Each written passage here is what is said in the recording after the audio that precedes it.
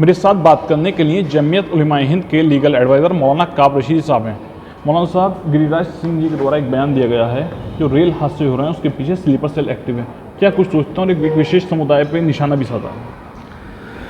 तो गिरिराज जी को रेल मंत्री जी से बात करनी चाहिए और वैष्णव जी को बताना चाहिए कि उनके पास ऐसी सूचना है। भारत के प्रधानमंत्री जी के ऑफिस को बताना चाहिए और इतनी ज़बरदस्त उनके पास अगर इत्तला है तो ये इंटेलिजेंस फेलियर है कि गिरिराज जी को पता है और रेल मंत्रालय को भी पता नहीं है और भारत सरकार को भी पता नहीं है, पीएमओ को भी जानकारी नहीं है। ये तो बहुत बड़ी ब्रेकिंग न्यूज़ बन सकती है।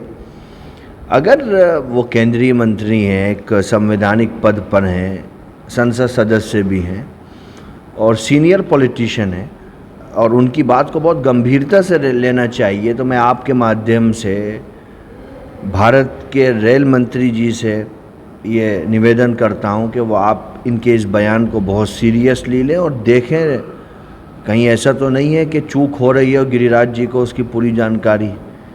तो इस पर जो उचित एक्शन होना चाहिए वो लेना चाहिए रेल मंत्रालय को, ये उन्हीं का सब्जेक्ट है।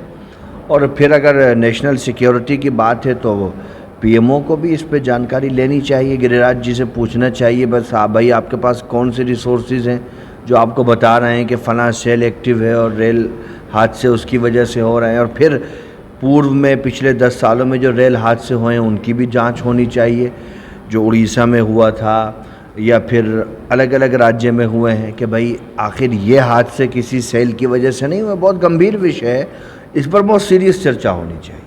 अच्छा मौलाना साहब, मुसलमानों को टारगेट करते हुए बयानबाजी की गई है कि एक स्पेशल समुदाय, एक खास समुदाय के द्वारा इस तरीके की घटनाओं को अंजाम दिया जा रहा है। उनके जो स्लीपर सेल हैं, पाकिस्तान से इस घटना को जोड़ा गया, पाकिस्तान के लोगों के स्लीपर सेल हैं वो यहाँ पे काम कर रहे हैं। मैंने आपसे कहा ना कि उनके पास जानकारी है, बहुत बड़े पॉलिटिशियन हैं तो पर्याप्त जानकारी होगी।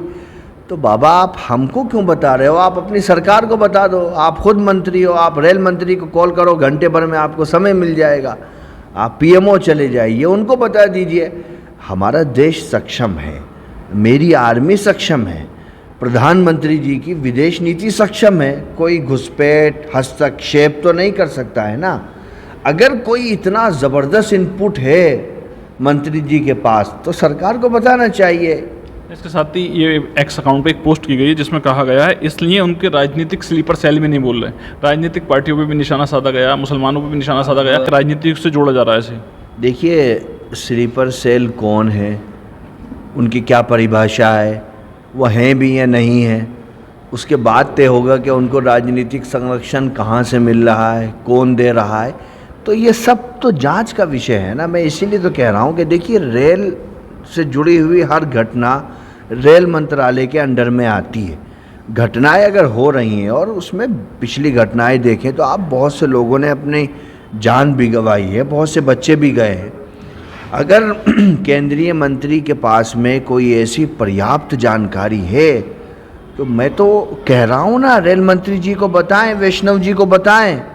अश्विनी वैष्णव जी भारत सरकार में रेल मंत्रालय को देख रहे हैं, प्रधानमंत्री जी को बता दें, हमारे रक्षा मंत्री जी हैं उनके ऑफिस को बता दें, गृह मंत्री जी हैं उनके ऑफिस को बता दें, उस पर सरकार उचित कार्रवाई करे। अगर उनकी बात में कोई सत्यता है, उसको पब्लिक प्लेटफॉर्म पे बोलना, एक समुदाय को टारगेट करना, ये तो हास्यास्पद है, इसमें क्या कहा जा सकता है। अच्छा, मुख्यमंत्री योगी आदित्यनाथ का एक बयान आया है। मुख्यमंत्री योगी आदित्यनाथ के द्वारा कहा गया है अगर सब साथ में रहेंगे तो सुरक्षित रहेंगे, अगर बटेंगे तो कटेंगे। तो यूपी में 10 सीटों पर उपचुनाव होने उससे पहले इस बयान को क्या कुछ नज़रिए से देखते हैं आप? हाँ, मुख्यमंत्री जी ने किस संदर्भ में कहा है कि देखिए चुनाव तो भारत के लोकतंत्र की प्रक्रिया का एक पार्ट है। यहाँ हर साल 2 साल में किसी न किसी के राज्य में चुनाव होते रहते हैं, लेकिन हम सब लोग और ख़ासकर जो संवैधानिक पद पर आसीन लोग हैं वो संविधान की प्रतिबद्धता और संविधान की आत्मा से जुड़े हुए हैं। अगर वो कोई भी इस तरह की टीका टिप्पणी कोई भी करता है, राइट का हो या लेफ़्ट का हो, कि वो संविधान की आत्मा को और संविधान की रूह को उससे चोट पहुंचती है, तो ये भारत की लोकतांत्रिक परंपरा के लिए शुभ संकेत नहीं होगा। मेरे साथ बात करने के लिए जमीयत उलमा हिंद के लीगल एडवाइज़र मौलाना काब रशीदी साहब थे, जिनके द्वारा कई महत्वपूर्ण बिंदुओं पर चर्चा की गई है। शारिक सिद्दीकी, TV9 मुरादाबाद।